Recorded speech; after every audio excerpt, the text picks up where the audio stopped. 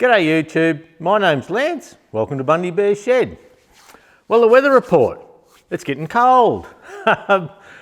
down south of Australia there, they've had snow overnight. I was just seeing on the news this morning, and we have 11 degrees here at the moment. And look, that's our winter temperatures. There's no breeze yet, but they're saying later in the day the breeze will gust up pretty well. 22 degrees C is going to be our top for the day. So you can just hear the shed doors. Well, you may not be able to because I've got my microphones on, but the shed doors are just rattling a little bit now, and so there's a little bit of breeze coming in, but it's not too bad. Pretty clear skies. On Saturday it was quite cloudy and the shed was very noisy, with its expansion and contraction, but look, it's been good weather to get things done. I had another busy week. I got quite a few things done. I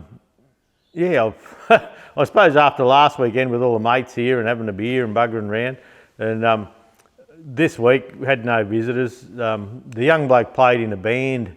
They've got a little YouTube channel called Reckless Error, and that's their band, just Tim and his mates just getting out there, and they've been doing a few gigs around town, and Tim's the lead guitarist with the beard, and they always wear shorts and things. Anyway, they're pardon me. I've got a bit of asthma today from sandblasting yesterday, but that's another story. Judy went in there and had a Ellie, his missus, was working. She works Sunday at Godfrey's, the vacuum cleaner centre in town here, and so Tim had the 3 kids on his own, and he hit Mum up, and could Mum come and look after the kids while he's up on stage. And over North Bundaberg they have a Lions Park, and it's under the old bridge, and it's right on the river, lovely spot. And so Jude and Adele went and watched Tim watch the band for a few hours yesterday. Probably 4 hours they were watching the bands, and it was just a free thing for the public, but there's 6 or 7 bands or something like that. There was a heap of bands, and Reckless Error was one of them. So they went and did that for the day, and I stayed home and knuckled in and got going. Mum came out for a yarn yesterday afternoon, but all in all I got a fair bit done. Considering some weeks I seem to work away like bugger and not have much to show for it. But this week I've got the downpipe for the carport sitting in place and glued up. It's about 1/2 inch too long. I need to pull that down this morning, chop the top off and put a couple of straps on. I didn't have straps.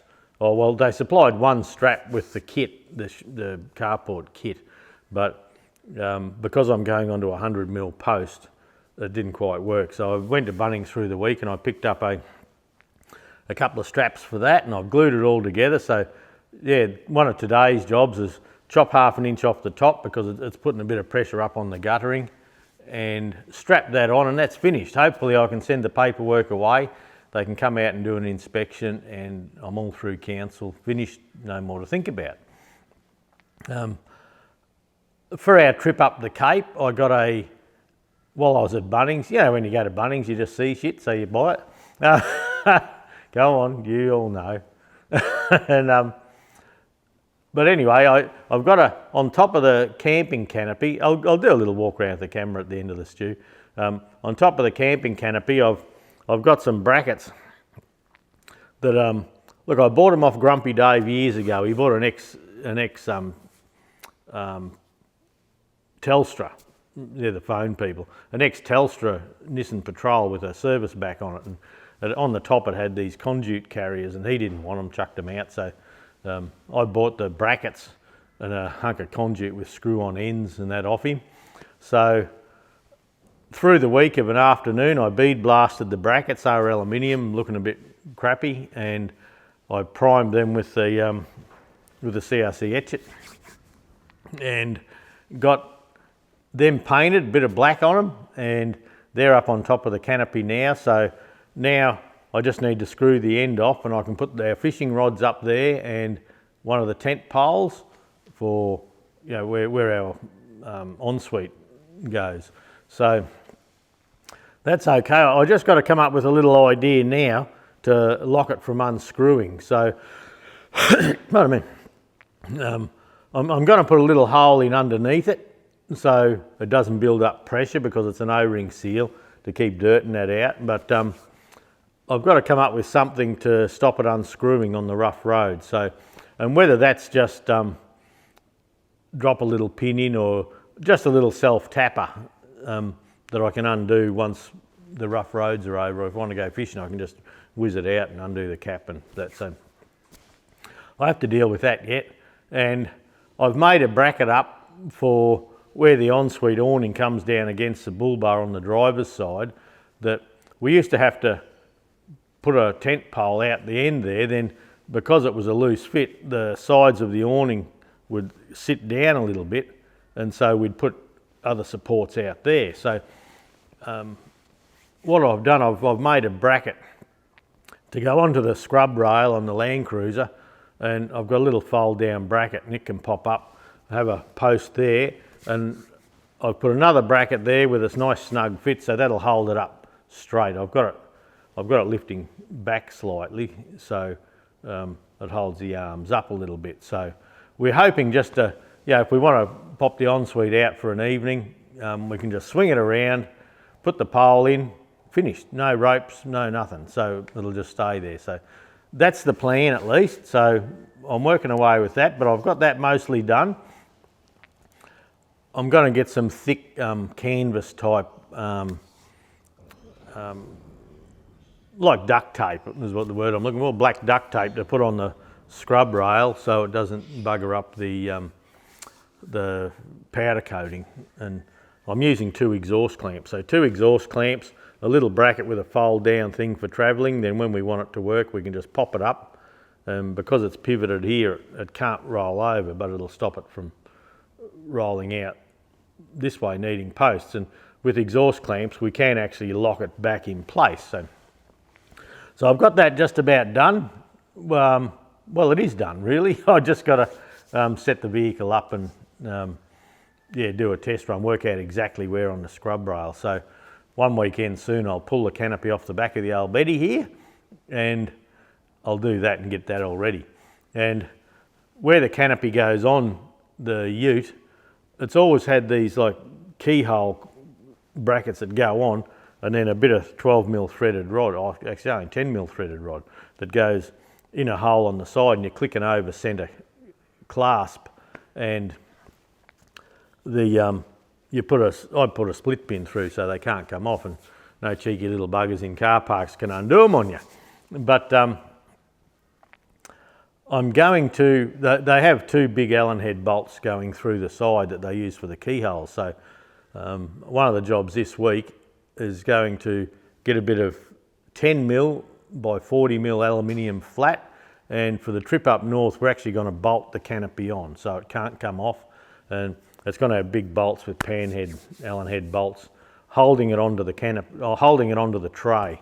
So there's some very rough roads up there, and they haven't got in with the graders yet from what I can see, up on the Peninsula Development Track. And so a few things to do there. So I'm doing that after work as well as trying to get everything else done.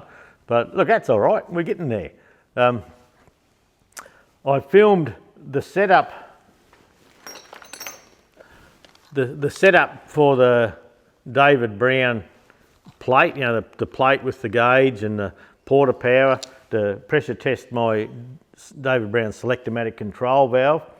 I've filmed the test where it was leaking, and funny enough, I believe that 880 tractor out there was taken out of service, not because the hydraulics didn't work, but because of the engine. The fella pulled the engine apart. And when I did the test, this main control valve was leaking out the back there. And so I can't imagine, well, I could only get 30-40 pound. When I pumped the hand lever up, I could only get 30-40 pound. It was coming out the hole at the back there. So, and that was the spool valve out of adjustment. So I cracked the lock nuts, let the spool valve sit down a little bit, good as gold. So and the hold valve up the top here, it's letting go at 2,000 pound. It should be 2.5. So over the next short period of time, with any luck, I'm going to pop that on the bench, strip it down.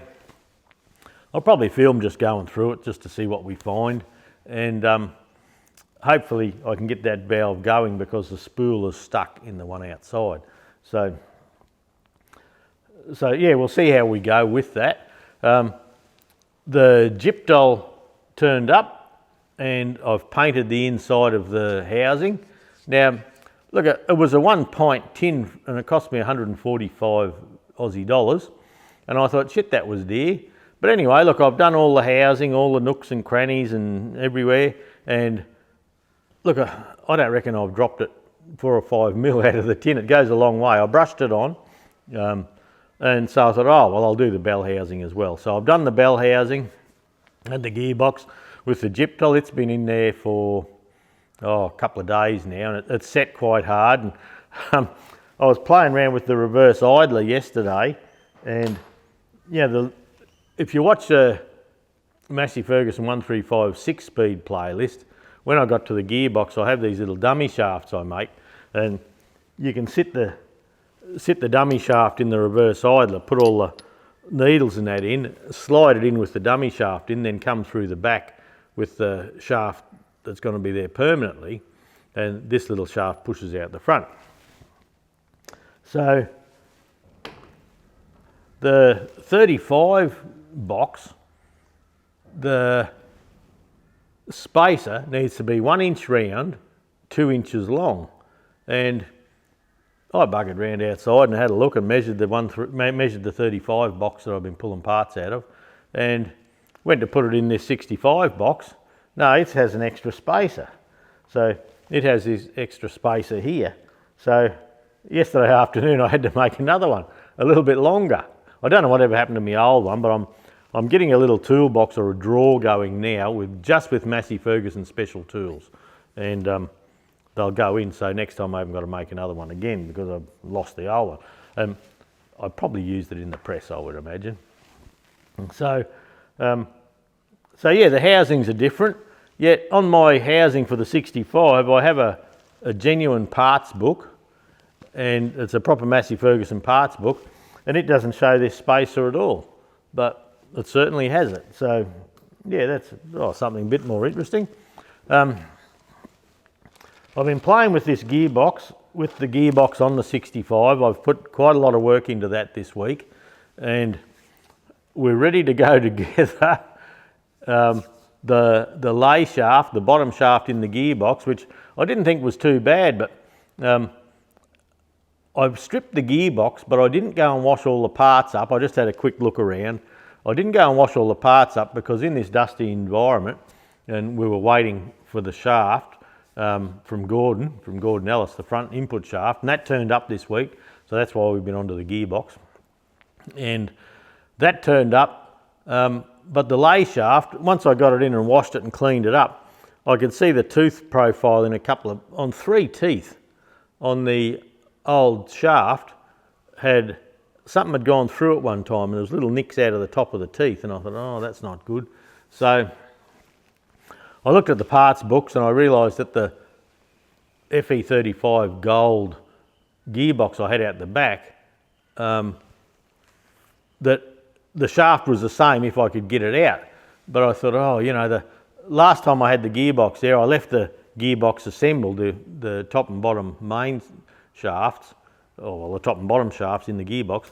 I left them in because I tried to bump the gears back and forth, and there was so much rust in it that I couldn't move them. And I thought, well, I've got to get that gearbox. I went over the paddock where I'd put it there for the scrap metal bloke, and you should never do that. And I brought the gearbox back and put it on a pallet, and I've got a little bit of footage I took with the DJI Pocket 2. But anyway, just what it's like, and there's leaves in the bottom and you couldn't turn the shafts, they were all locked up, and I thought, oh, I don't know how I'm going to go here, but I thought, well, I'll give it a go. So I got some of the CRC penetrate, and I flooded it in CRC penetrate and let it sit for a little bit while I got other stuff organised, and bugger me, I got the bloody big punch onto the top shaft, it comes out the back, and the front bearing come off, and look, I just punched it out the back. It was a little bit firm, but I just punched it out the back and it was fine. Yet before I put the possum pea on, the CRC penetrate, I tried bashing the gear forward and back, and it was just stuck on the shaft. It would not move.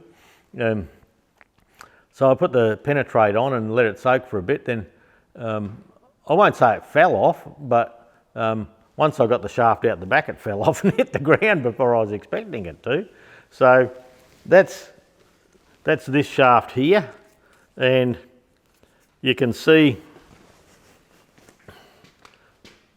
I've saved the shaft. There's a slight bit of discoloration, but look, it's great. You can see through here there's a little bit of discoloration, and I have bead blasted that. So I did have a brand new shaft. I don't know if I mentioned it or not, that Quality Tractor Parts in their clearance bin one time, they had this shaft, and I thought it was $38 or $48. I can't remember what it was. I didn't know what I was going to do with it, and I thought, bugger it, I'm buying that, because I never know what I'm up to in the shed here. And yeah, it's the same shaft as this, so I'll still have a new one tucked away. I've got to cover this one with grease and put it back into storage, and I'm going to use the one out of the 35. That 35 gearbox, it's done nothing. Yeah, every gear I've pulled out, I've actually bead blasted all the gears up, and most of the gears I'm using, they have a beautiful gear profile on them. They haven't, I think on one gear I found a slight little mark on the lead in, where on the 65, you could see they were cleaning its teeth as they were changing gears. But look, it was a haul out tractor, so it spent a lot of road gears, up and down gears and things like that. So with the top shaft too, it had an updated top shaft in it, which is the one with the grooves in it here. So it had that in, but that shaft, the main reason we're chucking that is where the high-low collar slides over the back here, those teeth are a bit rusty, and this tit out the back here that goes onto the main drive shaft, oh dear, long way down there, that this goes onto, and that's your drive coupling on your pinion. So this is quite marked and pitted, and the tooth profile on here that goes into the high-lows, bloody no good either. So with the pardon me. So with the 35, like that back shaft is just, look, it's like brand new, beautiful. And the tooth profile is good. Like there's just, yeah, you can actually still see the machining marks in the gears. So we've certainly got a bit lucky with that gearbox. And then, so I thought I'd try and get the bottom shaft out as well.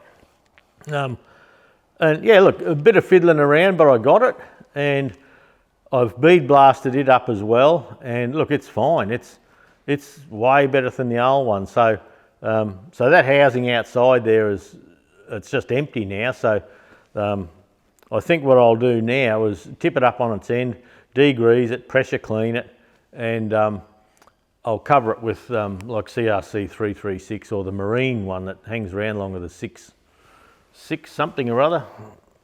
Yep, 636 or 666 or anyway, who knows? I've got some. They gave me some to try, so I'm going to do it with that. And I may even spray the outside with the rust converter just to seal it all up so it's ready. But yeah, I had it over on the heap to chuck out, and I was so grateful that I hadn't chucked it out and I could go and get it with the forklift and bring it back home again. So yeah, these gears, these sliding gears on the top shaft, we're using the 35 ones. They're the exact same part number, same number of teeth. The only difference I can see on the 65 is the input shaft.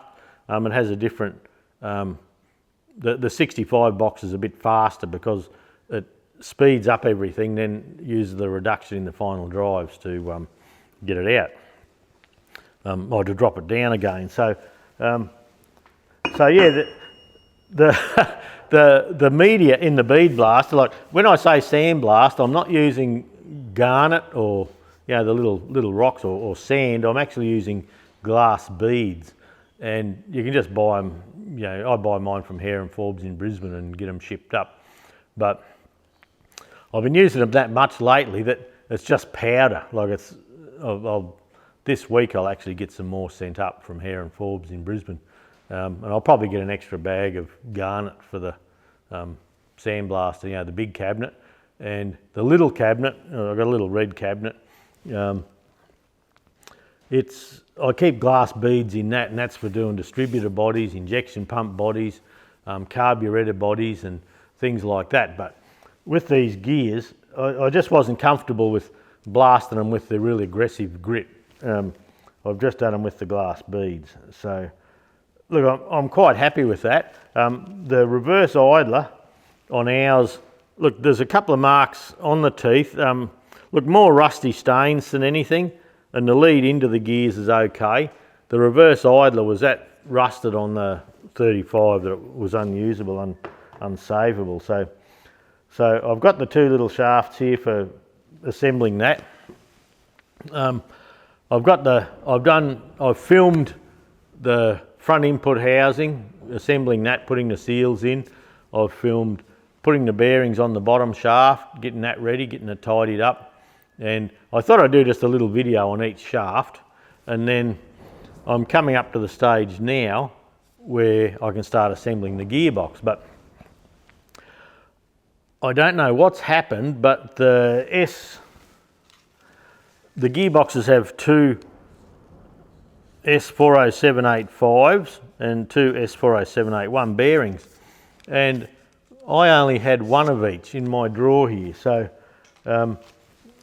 So at this stage I can put the reverse idler in, I can put the bottom shaft in, but I can't put the top shaft in. I haven't got the bearings for that. So here's a dog. Hey. So, pardon me.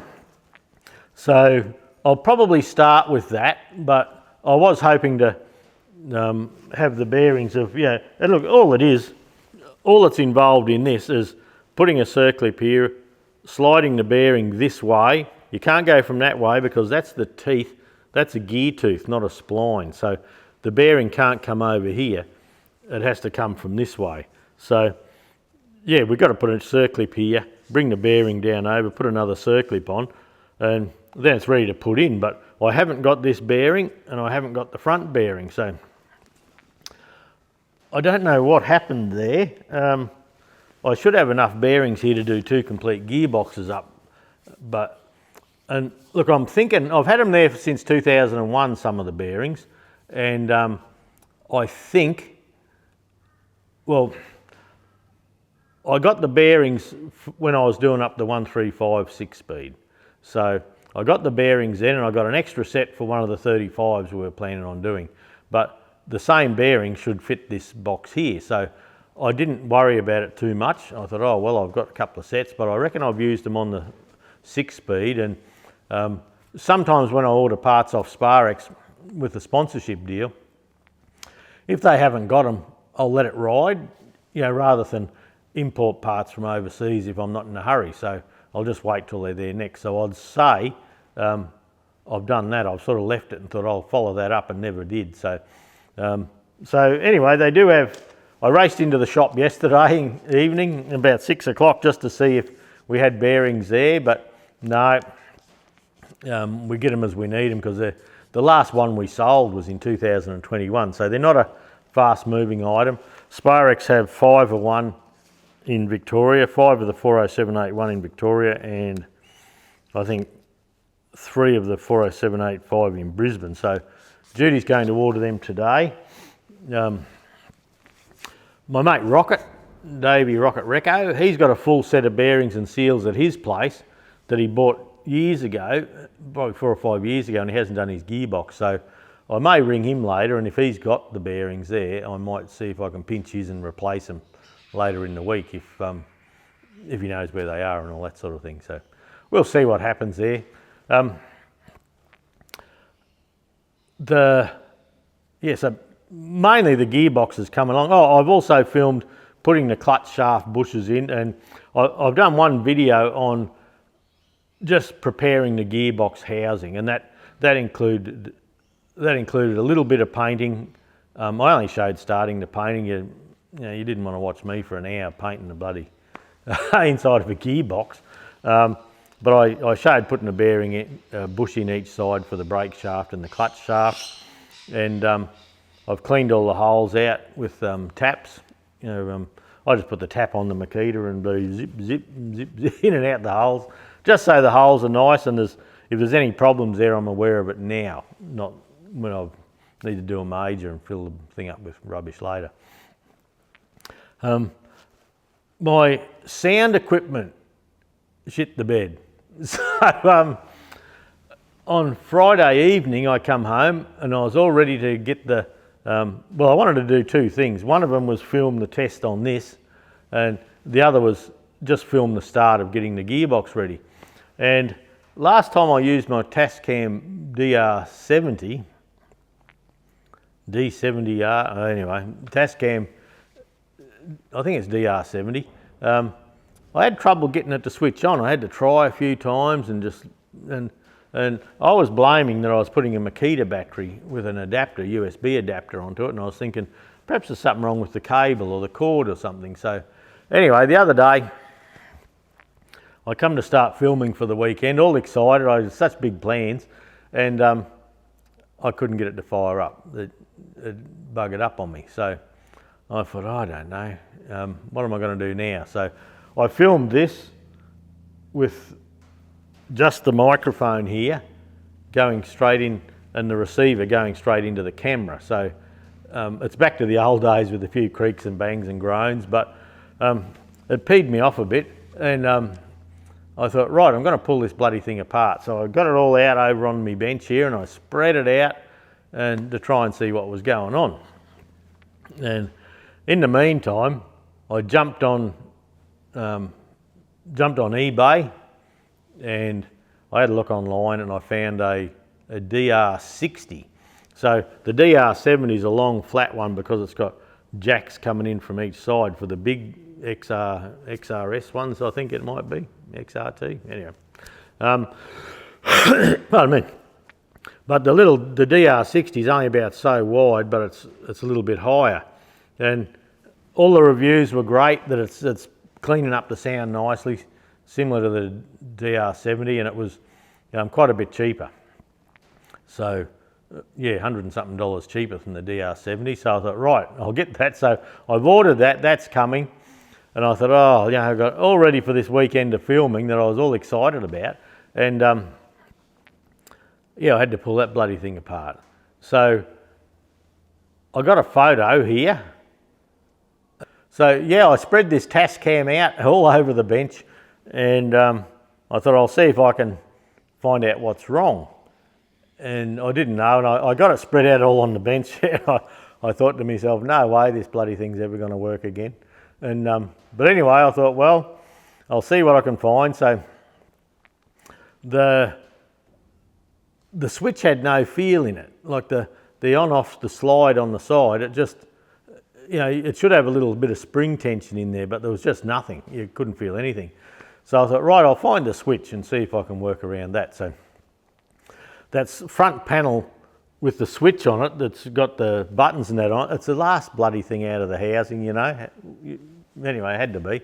And so I worked out that the little thing on the slide, the outer part, had cracked, and the thing that held the switch inside down had broken. So I pulled that out, and I thought, I wonder, can I pop it back together and and get that working somehow? So I put it all together, and I've done something wrong. I don't know what's wrong, but I don't really care.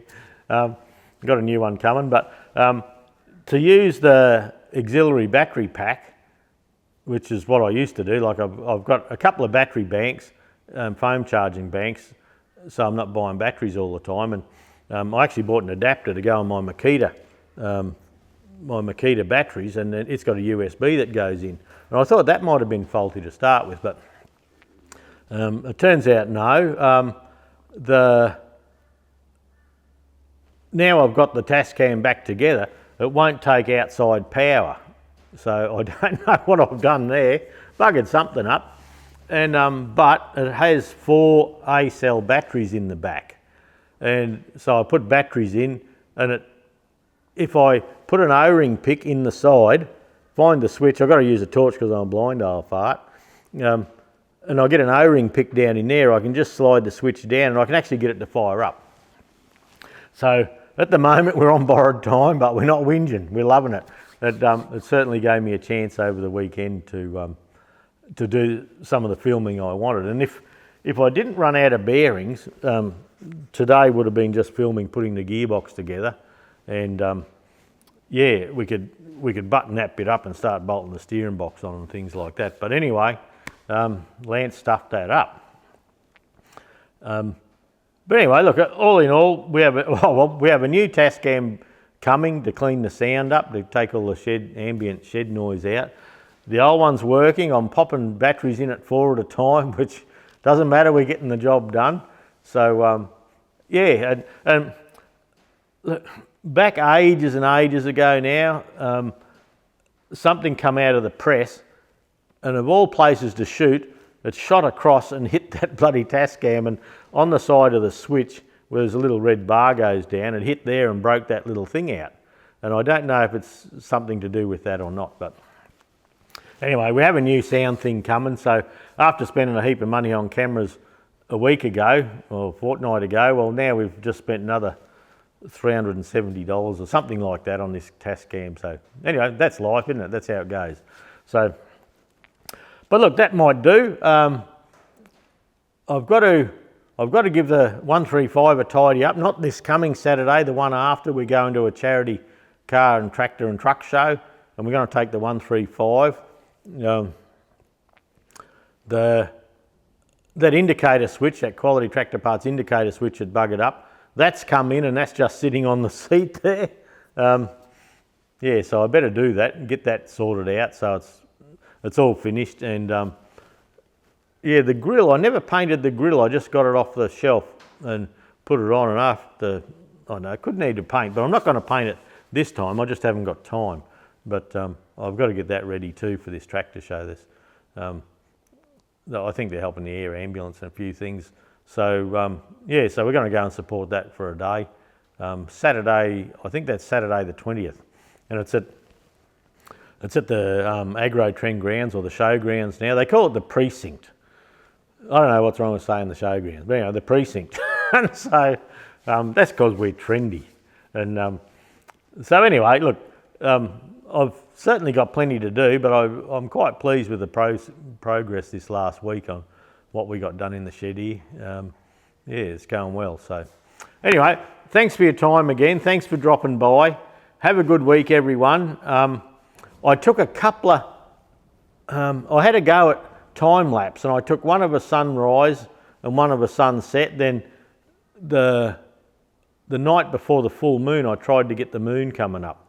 And anyway, look, I'll put them on the end. They're not the best. Lance has got a bit to learn with that, but that's okay. I'm going to chip away at it until I can have some really nice ones. So we'll see how we go. I think I need a filter on the camera because the sun just flares out. You see a brightness, but you can't actually see the circle of the sun. So I need a filter or something like that.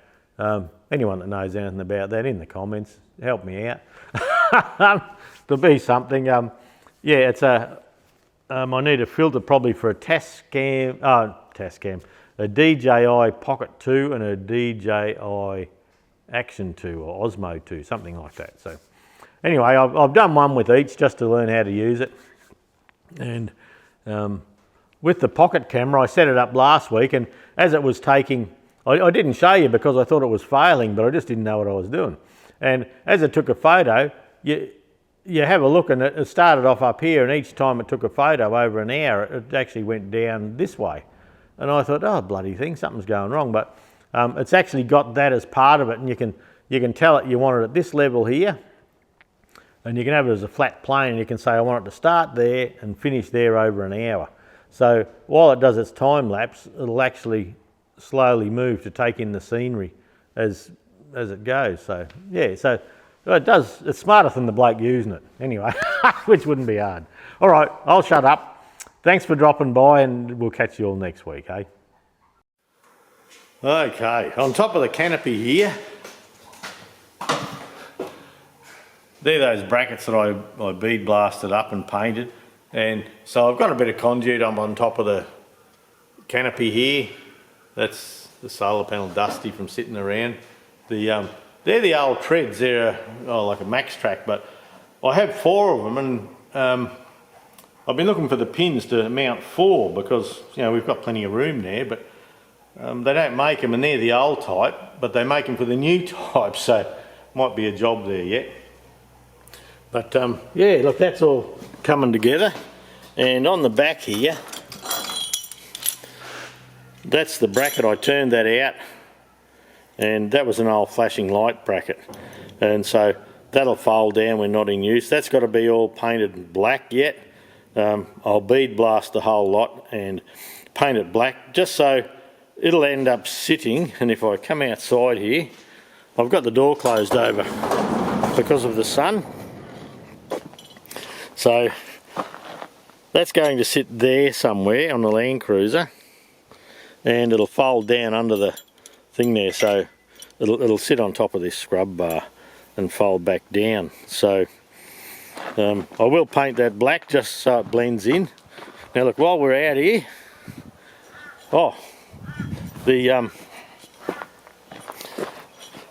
that's the sign off the front of the off the signboard out in front of the workshop, or Queensland Tractor Spares. Yeah, we've got new signs with a red tractor there now. We've got new signs out the front of Queensland Tractor Spares, and when we go for a walk out through here, this morning's job is I've got all the downpipe done, and I just need to clamp that on, and it's pushing the gutter up a little bit. I've got to just shorten. Just cut a little piece off the top there. So I'll pull the pipe back out, cut a piece off the top, pop him up, and it'll support the gutter at the end there as well. And I believe we should be right to be certified. So we'll see how we go. And there's old Davey. So I'm hoping to actually I was reading a workshop manual, service bulletins, when I was looking for some information about 65 gearboxes and things, just to see if there was any updates. And there is an update to the top shaft at later serial numbers, but it said there's a bulletin there that says about these rims being available for the Fergie 35s. I think it may have been way back in the gold ones onwards, but the PAVT rims, it said yeah, it was an option, and there was a service bulletin come out to dealers about how to adjust them, how to go about loosening the clamps and all that sort of thing. So who knows, that might be an interesting thing to put on a 35 yet, who knows, but yeah, might be worth a look.